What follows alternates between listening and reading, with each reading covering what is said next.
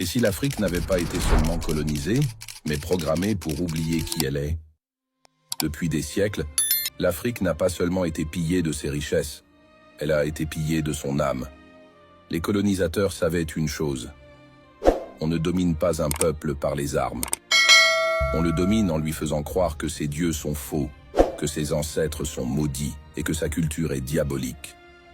C'est pour ça qu'ils ont brûlé les temples, interdit les danses, effacé les langues et transformé les rites en sorcellerie.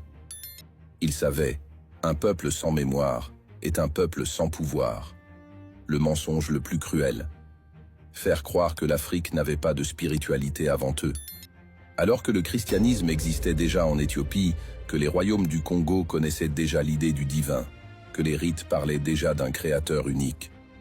Mais eux sont venus imposer leur version, leurs livres, leurs dogmes, non pas pour sauver des âmes, mais pour soumettre des esprits. Ils n'ont jamais pratiqué ce qu'ils prêchaient. Ils ont utilisé la religion comme une clé de cadenas.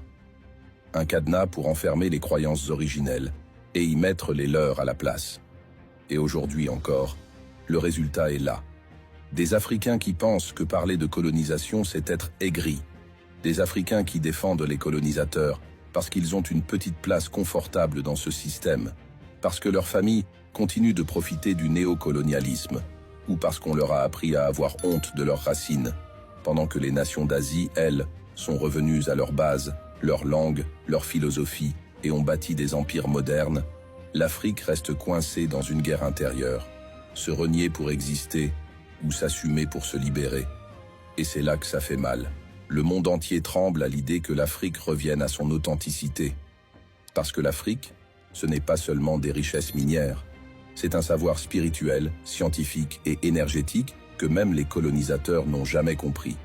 C'est pour ça que des pays comme le Mali, le Burkina Faso ou le Niger, qui osent rouvrir la porte, sont attaqués de toutes parts. Car le vrai danger pour l'Occident, ce n'est pas que l'Afrique réclame ses minerais, c'est que l'Afrique réclame son âme. Dans la partie 2, on parlera de la méthode invisible qui a gardé l'Afrique prisonnière.